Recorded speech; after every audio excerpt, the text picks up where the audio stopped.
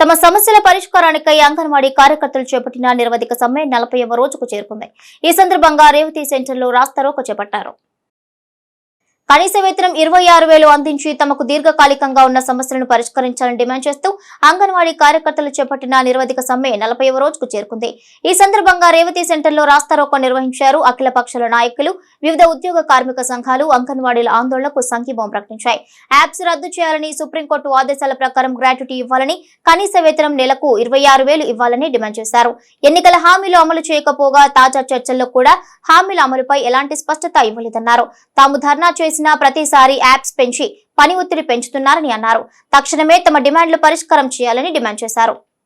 రోడ్ల మీద పడి నైట్ కూడా దోమలు కుట్టించుకుంటూ కనీస సౌకర్యాలు లేకుండా ఇబ్బందులు పడుతూ మా సమస్య పరిష్కారం చేయండి అయ్యా అని ఆడపిల్లలు ప్రాధేయపడుతున్నా కానీ ఈ మొండె హృదయమైన జగన్ సార్ది కరగలేదు. ఇంతవరకు మానవత్వం ఉన్న జగన్ సార్ అనుకున్నాము మేము, కానీ అంగన్వాడీల పట్ల ఇంత నిరంకుశితంగా ఉంటారని మేమైతే అనుకోలేదు.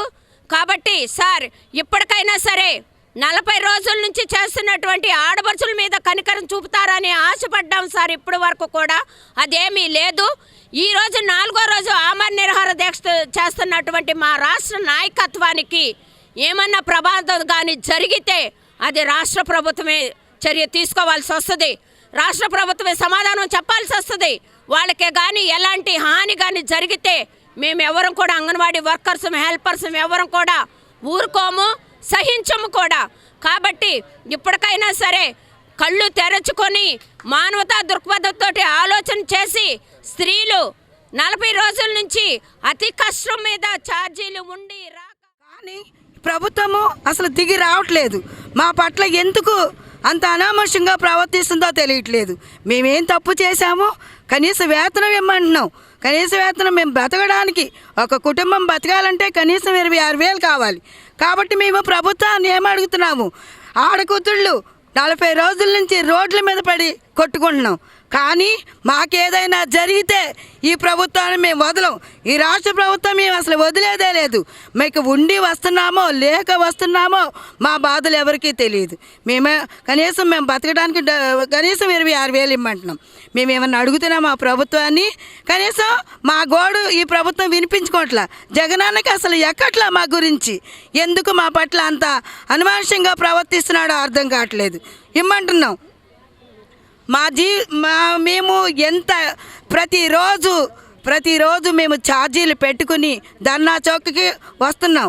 ఎంతోమంది మమ్మల్ని చూసి జాలు పడుతున్నారు. అయ్యో మీ అందుకు కనికరం లేదా జగనన్నకి? అందరికీ పెంచుతున్నాడు, మీకెందుకు పెంచట్లేదు? మీ పట్ల ఎందుకు అంత అమానుషంగా ప్రవర్తిస్తున్నాడు?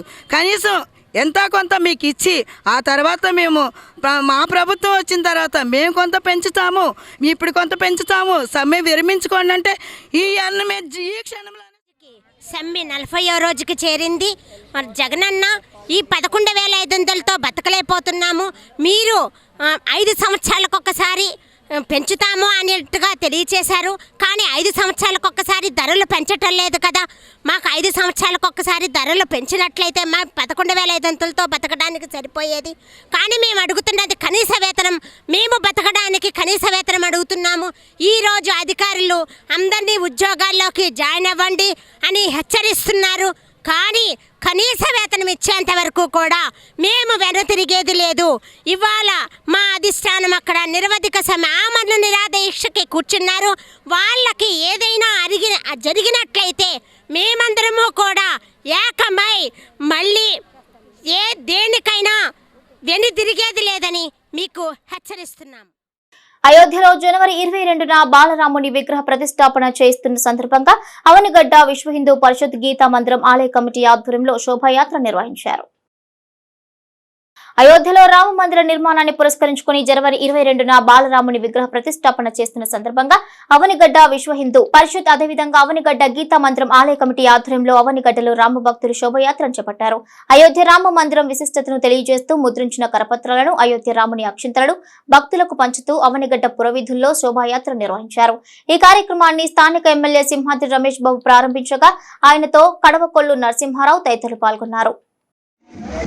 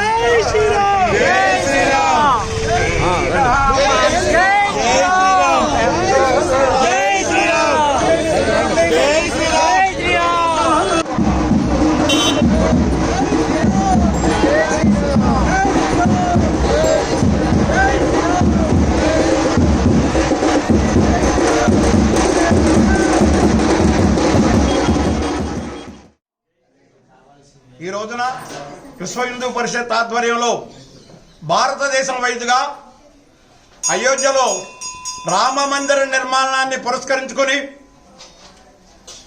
ఈ నెల 22వ తారీఖున మధ్యాహ్నం 12:30 జరిగే బాలరాముని యొక్క ప్రతిష్టా కార్యక్రమం, ఆ కార్యక్రమానికి వేద మంత్రాలతో జరిగే ఈ యొక్క క్రతువును పురస్కరించుకొని మన అవనిగడ్డలో ఈ గాలిగోపురం ప్రాంగణమునందు విగ్రహంలో ఎంతో మంది మాతృమూర్తులు, హిందూ బంధువులు, దీనికి సంబంధించిన ఎంతో మంది కార్యకర్తలు ఈ యొక్క కార్యక్రమంలో పాల్గొన్నారు. ఈ యొక్క కార్యక్రమం తదుపరి మన పురవీధులలో మనము ఆంజనేయ స్వామి వారి గుడి దగ్గర నుంచి తదుపరి హాస్పిటల్ వరకు అక్కడి నుంచి పురవీధులలో మరలా ఇక్కడికి రావడం జరుగుతుంది. ఎందుకు చేస్తున్నాం ఈ కార్యక్రమం? కారణం ఏంటి? 1528వ సంవత్సరంలో బాబర్ అనే వ్యక్తి మన రామ మందిరాన్ని కూల్చేశాడు. 1528వ సంవత్సరంలో. అప్పటి నుంచి కూడా 500 సంవత్సరాల నుంచి కూడా ఈ పోరాటం జరుగుతూనే ఉంది. మన భారతదేశానికి 1947లో స్వాతంత్రం రావటం, 1949లో బాబరు బురుజులుగా కట్టిన 3 బురుజులలో మధ్య బురుజు నుంచి బాలరాముని విగ్రహం తేజోపాయంగా కనబడతాం. 1949 నుంచి ఈ యొక్క కార్యక్రమాన్ని సాధు సంపత్తులు, ప్రజలు, హిందువులనే వాళ్ళంతా అయోధ్యలో బాలరాముని దర్శనం చేసుకోవడం కోసం వెళ్తాం జరిగింది. ఆనాడు భారతదేశానికి ప్రధానమంత్రిగా ఉన్న జవహర్లాల్ నెహ్రూ గారికి దగ్గరికి కొంతమంది ముస్లిం సోదరులు పెద్దలు వెళ్ళి, అయ్యా అంగన్వాడీ ఉద్యోగులపై ప్రయోగించిన ఎస్మా చట్టాన్ని రద్దు చేయాలని పలు రాజకీయ పార్టీ నాయకులు రాస్తారోకో నిర్వహించారు.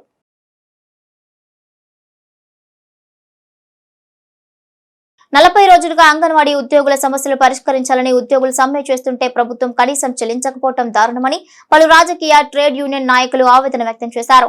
వారికి మద్దతుగా స్థానిక రేవతి సెంటర్లో రాస్తారోకో నిర్వహించారు. ఈ సందర్భంగా నాయకులు మాట్లాడుతూ అంగన్వాడీలకు కనీస వేతనం 26,000 అమలు చేయాలని వారు ప్రభుత్వాన్ని డిమాండ్ చేశారు.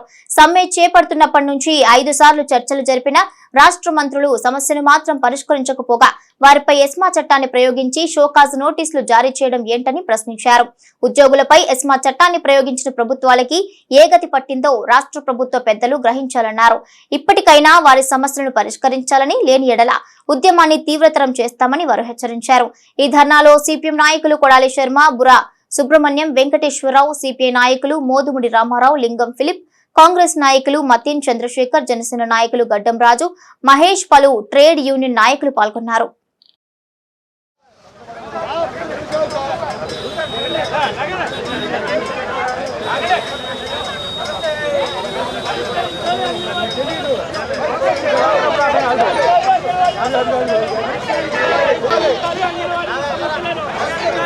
పరిష్కరించాలి అంగన్వాడీల సమస్యలను, పరిష్కరించాలి అంగన్వాడీల సమస్యలను, పరిష్కరించాలి అంగన్వాడీల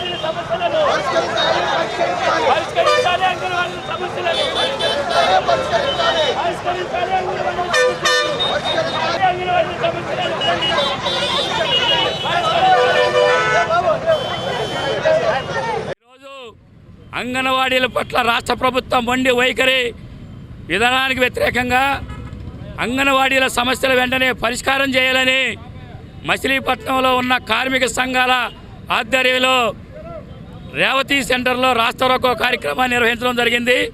ప్రధానంగా ఈ రాష్ట్ర ప్రభుత్వం అంగన్వాడీలు కోరేది గొంతెమ్మ కోరికలు కాదు, న్యాయమైన సమస్యలు, వారి న్యాయమైన సమస్యలు పరిష్కరించాలని కోరుతూ ఇప్పటికీ 40 రోజుల నుంచి మరి సమ్మె చేస్తూ ఉన్నారు. ఈ రాష్ట్ర ప్రభుత్వం 5 సార్లు వాళ్ళని చర్చలకు పిలిచింది. ప్రధానమైన సమస్య ఈరోజు కనీస వేతనం. ఈరోజు కనీస వేతనాన్ని అమలు చేయకుండా అనేక రకాల సమస్యలు మేము పరిష్కారం చేశాం కాబట్టి మీరు సమ్మె విరమించమని ఈ రాష్ట్ర ప్రభుత్వం చెప్పడం దుర్మార్గం. కాబట్టి ఈరోజు నిత్యావసర సరుకుల ధరలకు అనుగుణంగా ఈ 4.5 సంవత్సరాలు అనేక వేల రెట్లు శాతం ఈరోజు రేట్లు పెరిగినాయి. కాబట్టి ధరలకు అనుగుణంగా వారి వేతనాలు పెంచాలని సిపిఎం పార్టీగా సిఐటిగా రాష్ట్ర ప్రభుత్వాన్ని డిమాండ్ చేస్తూ ఉన్నాం. వారి సమస్య పరిష్కరించకుండా ఈరోజు తాత్సారం చేస్తూ ఉంది. ఇటువంటి విధానం ఈ రాష్ట్ర ప్రభుత్వం విడనాడి వెంటనే అంగన్వాడీల సమస్యలు పరిష్కారం చేయాలని మరి రాష్ట్ర ప్రభుత్వాన్ని డిమాండ్ చేస్తూ ఉన్నాం. 40 రోజులుగా చేస్తున్నటువంటి న్యాయపరమైనటువంటి పోరాటం 40 రోజుకు చేరింది. ఈరోజు రాష్ట్ర పార్టీ పిలుపు మేరకు మరి రాస్తారోకులు నిర్వహించడం జరిగింది మచిలీపట్నం రేవతి సెంటర్లో. మరి పోలీసు వారు దానికి విఫలం చేయడానికి ప్రయత్నం చేయడం జరిగింది. ఏది ఏమైనా అంగన్వాడీ చేస్తున్నటువంటి న్యాయమైనటువంటి పోరాటం ప్రభుత్వం చూసి మొద్దు నిద్రపోతోంది. ప్రభుత్వం ఇప్పటికైనా ఆ మొద్దు నిద్రను విడనాడాలి. ఇప్పటికైనా మానవతా దృక్పథంతో వారు చేస్తున్నటువంటి న్యాయమైనటువంటి పోరాటం, ఆకలితో చేస్తున్నటువంటి పోరాటం ఏదైతే ఉందో తప్పకుండా వారి ఆకలి తీర్చవలసిన బాధ్యత ఈ రాష్ట్ర ప్రభుత్వానికి లేదా అని నేను అడుగుతా ఉన్నా. ఇప్పటికైనా కళ్ళు తెరవండి. వారు పిల్లల్ని వదిలి మరి ఫ్యామిలీని వదిలి రోడ్డు మీద ఎండలో చలిలో కూడా కలెక్టరేట్ దగ్గర దీక్షా శిబిరం వద్ద కూర్చుని ఉన్నారు. ఇప్పటికైనా మీరు కళ్ళు తెరవండి, లేని పక్షంలో కాల గర్భంలో కలిసిపోతారు. ఈ సందర్భంగా తెలియజేసుకుంటూ ఐఎన్టీయూసీగా కేంద్ర కార్మిక సంఘంగా కాంగ్రెస్ పార్టీగా సంపూర్ణమైనటువంటి మద్దతును ఈరోజు మరి అంగన్వాడీల దీక్షకు మేము మద్దతు ఇవ్వడం జరుగుతుంది.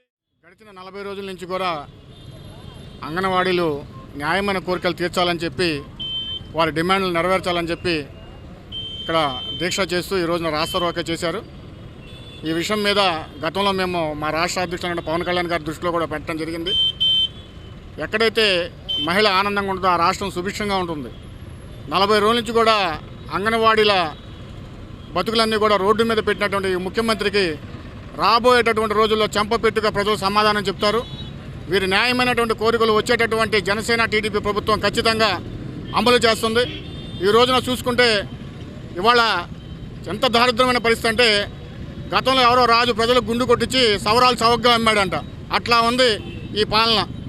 ఇవాళ ఏది కొనాలన్నా కూడా కనీసం తింటాకి తిండి కూడా కొనేటటువంటి పరిస్థితి లేనటువంటి ఈ రోజుల్లో చాలని జీతాలతో భావి భారత పౌరులను తీర్చిదిద్దేటటువంటి ఉన్నతమైనటువంటి ఉద్యోగాల్లో ఉన్నటువంటి అంగన్వాడీలని వాళ్ళు ఇలా క్షోభ పెడతాం మంచిది కాదని చెప్పి మేము తెలియజేసుకుంటూ వాళ్ళకి ఎప్పుడు కూడా జనసేన పార్టీ అండగా ఉంటుందని చెప్పి సెలవు తీసుకుంటున్నాం. మచిలీపట్నం ఎంపీ బాలశౌరి కృషితో రేపల్లె రైలు మార్గానికి అంకురార్పణ జరగడం అభినందనీయమని జిల్లా జనసేన పార్టీ ప్రధాన కార్యదర్శి లంకిశెట్టి బాలాజీ అన్నారు. ఎంతో కాలంగా కృష్ణా గుంటూరు జిల్లా ప్రజలు ఎదురు చూస్తున్న రేపల్లె రైలు మార్గం ఏర్పాటు కోసం డీటెయిల్ ప్రాజెక్టు రిపోర్టును పంపాలని కృష్ణా జిల్లా కలెక్టర్ను, హోంశాఖను, రైల్వే శాఖను ఆదేశిస్తూ కేంద్ర ప్రభుత్వం ఉత్తర్వులు జారీ చేసింది. ఇక ఈ మేరకు శుక్రవారం రాత్రి జిల్లా కేంద్రం మచిలీపట్నానికి ఆదేశాలు అందాయని తెలిపారు. మచిలీపట్నం పార్లమెంటు సభ్యులు బాలశౌరి కృషితో రేపల్లె రైలు మార్గానికి అంకురార్పణ జరగడం అభినందనీయమని లంకిశెట్టి బాలాజీ అన్నారు.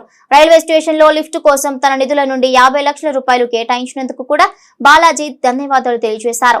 రేపల్లె రైలు మార్గం ఏర్పాటు చేయడం ద్వారా కృష్ణా గుంటూరు జిల్లా ప్రజలకు సుదీర్ఘకాలం పోరాటానికి ఫలితం దక్కిందని అన్నారు. బాలశౌరి నాయకత్వానికి, పనితనానికి, పోరాట పట్మకు రేపల్లె రైలు మార్గం ఒక ఉదాహరణ అని బాలాజీ అన్నారు.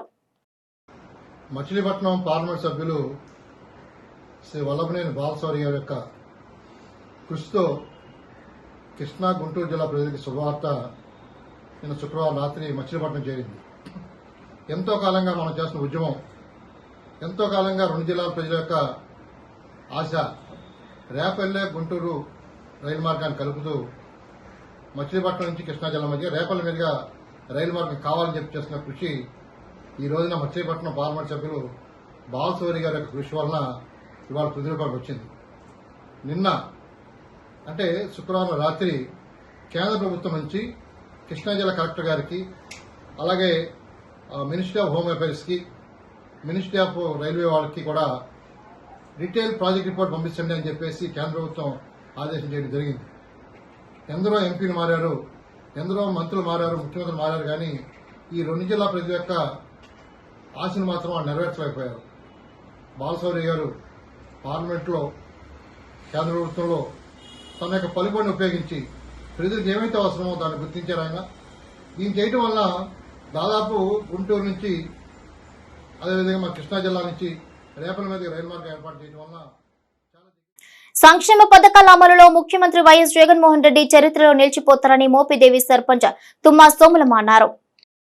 మోపిదేవి మండల పరిధిలోని వెంకటాపురం గ్రామంలోని జిల్లా పరిషత్ హైస్కూల్లో 8వ తరగతి చదువుతున్న విద్యార్థులకు శనివారం ట్యాబ్లను సర్పంచ్ సోములమ్మ పంపిణీ చేశారు. ఇన్ఛార్జ్ ప్రధానోపాధ్యాయులు ఎస్ రమేష్ బాబు ఆధ్వర్యంలో నిర్వహించిన కార్యక్రమంలో పాఠశాలలో 8వ తరగతి చదువుతున్న 11 మంది విద్యార్థులకు ట్యాబ్లను అందించారు. ఈ సందర్భంగా సోములమ్మ మాట్లాడుతూ ప్రైవేటు విద్యా సంస్థలో విద్యార్థుల వలె ప్రభుత్వ పాఠశాలల్లో చదివే పేద విద్యార్థులు ఉన్నత స్థాయి విద్యను అభ్యసించాలనే సదుద్దేశంతో ముఖ్యమంత్రి జగన్ ట్యాబ్లను అందిస్తున్నట్లుగా చెప్పారు. ఈ కార్యక్రమంలో parents monitoring committee chairman Peruboyina Venkateswararao, ఉపాధ్యాయురాలు సిహెచ్ నళిని, సింధు, మాజీ సర్పంచ్ అబ్బూరి నాంచారయ్యలతో పాటు విద్యార్థుల తల్లిదండ్రులు పాల్గొన్నారు. వెంకటాపురం గ్రామ పంచాయతీ హై స్కూల్లో మన రాష్ట్ర ముఖ్యమంత్రి జగన్మోహన్ రెడ్డి గారు, సీఎం గారు 8వ క్లాసు పిల్లలకి ల్యాప్టాప్లు ఇస్తున్నారు. ఇది రెండోసారి ల్యాప్టాప్లు ఇవ్వడం జరుగుతుంది. ప్రతి మిడిల్ క్లాసు ఉన్నవాళ్ళు, నిరుపేద, కులమతం భేదం లేకుండా అందరూ ఒకే క్లాస్గా సమానంగా చదువుకోవాలన్న ఆయన ఆశయం. మరి 8వ తరగతి పిల్లలకి అందరికీ ల్యాప్టాప్లు ఇచ్చేటట్టు చేశారు మన రాష్ట్ర ముఖ్యమంత్రి సీఎం గారు. మరి పిల్లలు చక్కగా చదువుకుని మన సీఎం గారికి మంచి పేరు తెస్తారని ప్రతి పేరెంట్స్ ఆ సీఎంఏ కావాలి, మాకు జగన్మోహన్ రెడ్డి గారే కావాలి. ఎందుకంటే పిల్లలకి ఎన్నో పథకాలు ఇచ్చారు. ఇలాంటి పథకాలు ఇచ్చిన సీఎం చరిత్ర తిరిగేసిన ఇలాంటి సీఎం గారు దొరకరు. అలాంటి సీఎం మాకు కావాలి. పిల్లలందరూ చక్కగా చదువుకుని మంచి భవిష్యత్తు ఉండాలి, పిల్లలకి జాబుల్లో సెటిల్ అవ్వాలని ఆ సీఎం గారు కోరుకున్నట్టే మనం కూడా మంచి పేరు తేవాలి పిల్లలు. Thank you very much CM. Venkatapuram జిల్లా పరిషత్ స్కూల్లో మరి 8వ తరగతి చదివే విద్యార్థులకు ప్రభుత్వం నుండి ట్యాబులు పంపిణీ జరిగింది. మరి ఇవాళ ఈ ప్రభుత్వం విద్యకి అత్యధికమైనటువంటి ప్రాధాన్యత ఇస్తూ మరి కార్పొరేట్ స్కూల్స్కి ధీటుగా మరి విద్యను అందించడం జరుగుతుంది. మరి ఇవాళ ట్యాబ్ సామాన్య మానవుడు, అదే బలహీన వర్గాలకు చెందినటువంటి పేరెంట్స్ పిల్లలకి ట్యాబ్ను అరేంజ్ చేయాలంటే చాలా అతి కష్టం. అంతేకాకుండా మరి ప్రభుత్వ పాఠశాలల్లో కూడా ఇంగ్లీష్ మీడియం పెట్టి ఇవాళ ఉన్నటువంటి పోటీ ప్రపంచానికి ధీటుగా విద్య యొక్క ఔన్నత్యాన్ని చదువుకుంటే జరిగే ప్రయోజనం. Janasena party Machilipatnam IT team ఆధ్వర్యంలో ఓట్ల నమోదు ప్రక్రియను భాస్కరపురం గాంధీ బొమ్మ సెంటర్లో ఏర్పాటు చేశారు. Janasena party Machilipatnam IT team ఆధ్వర్యంలో ఓట్ల నమోదు ప్రక్రియను భాస్కరపురం గాంధీ బొమ్మ సెంటర్లో ఏర్పాటు చేశారు. భారత రాజ్యాంగం కల్పించిన ఓటు హక్కును ప్రతి ఒక్కరూ వినియోగించుకోవాలని 18 సంవత్సరాలు నిండిన యువతీ యువకులు తమ ఓటు నమోదు చేసుకుని రానున్న ఎన్నికల్లో తమ ఓటు హక్కును వినియోగించుకోవాలని, ఓటు నమోదు కొరకు ఆధార్, పాస్పోర్ట్ సైజ్ ఫోటో తప్పనిసరిగా వెంట తెచ్చుకోవాలని నిర్వాహకులు తెలిపారు. ఈ కార్యక్రమంలో జనసేన పార్టీ ప్రతినిధులు బండి విజయ్, గడ్డం రాజు, కొట్టే వెంకట్రావు, కర్రి మహేష్, కూనపు రెడ్డి ప్రసాద్, మహమ్మద్ సమీర్, షాయన శివ, సుదర్శన్, మణిబాబు తదితరులు పాల్గొన్నారు. భారత రాజ్యాంగం మనకు కల్పించినటువంటి ఓటు మన జన్మ హక్కు. మరి ఈరోజు మచిలీపట్నం నియోజకవర్గ పరిధిలో జనసేన పార్టీ ఐటీ వింగ్ ప్రతి చోట కూడా మా టీం వచ్చి మీ ముందుకే వచ్చి 18 సంవత్సరాలు నిండినటువంటి యువతీ యువకులు తప్పనిసరిగా వచ్చేటటువంటి ఎన్నికల్లో ఓటు హక్కు వినియోగించుకోవాలని, ఓటు నమోదు చేసుకునే వారు ఎవరైనా ఉంటే మా ఐటీ టీం ఇక్కడ ఓటు నమోదు చేసి ఖచ్చితంగా మీకు రాబోయేటటువంటి ఎన్నికల్లో ఓటు హక్కు కల్పించుకునేటటువంటి అవకాశాన్ని మా టీం సభ్యులు ఇక్కడ ఏర్పాటు చేశారు.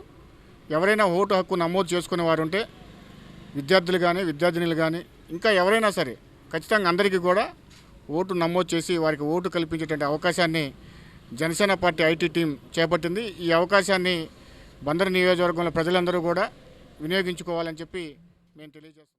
ఓటు హక్కు అందరూ వినియోగించుకోవాలని ప్రార్థిస్తున్నాము. ఎందుకంటే మనం రాజకీయాల్లో ఎంతమందిని చూసామో మన ఓటు హక్కును వినియోగించుకున్నప్పుడే కరెక్ట్ నాయకుడు అనేవాడు బయటికి ఎన్నుకోబడతాడు.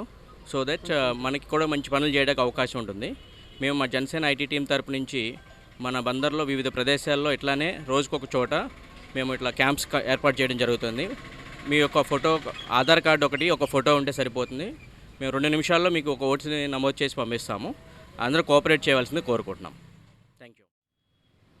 మచిలీపట్నం నియోజకవర్గ జనసేన ఐటీ టీం మచిలీపట్నంలో కాకుండా రూరల్లో కూడా చాలా ప్లేసుల్లో ఈ 18 సంవత్సరాలు 2005 నుంచి పుట్టిండి ఓటు హక్కు లేని వాళ్ళకి ఓటు హక్కు జాయిన్ చేయడం జరుగుతుంది. రాబోయే కాలంలో ఇంకా 2 నెలల్లో ఎలక్షన్ ఉంది. ఈ ఎలక్షన్లో కనుక ప్రతి ఒక్కరూ ఓటు హక్కు వినియోగించుకోవాలని, దానికి మీకు పాస్పోర్ట్ సైజ్ ఫోటోను, ఆధార్ కార్డు ఇస్తే కనుక ఇక్కడ IT team, Janasena IT team vote హక్కు జాయిన్ చేయడానికి చూస్తున్నాం. ప్రతి ఒక్కరు ఎవరైతే ఓటు లేని వాళ్ళు, అట్లాగే ఎక్కడైనా షిఫ్ట్ అయిన వాళ్ళు కూడా షిఫ్ట్ చేసుకునే అవకాశం ఉంది. వేరే ఊళ్ళో ఓటు ఉండి ఇక్కడ ఉంటూ ఆ ఓటుని అక్కడ మొరగబెట్టుకుని కూర్చుండడం కంటే మీరు కూడా ఈ ప్రజాస్వామ్యంలో మంచి నాయకులు ఎన్నుకోవాలంటే కూడా మీరు చాలామంది ఓట్లు వేరే ఊళ్ళో ఉండటం జరుగుతుంది. వాళ్ళు కూడా వచ్చి మనం షిఫ్ట్ చేసుకుంటే కనుక మనం మంచి నాయకుడిని ఎన్నుకునే అవకాశం వస్తుంది. రాబోయే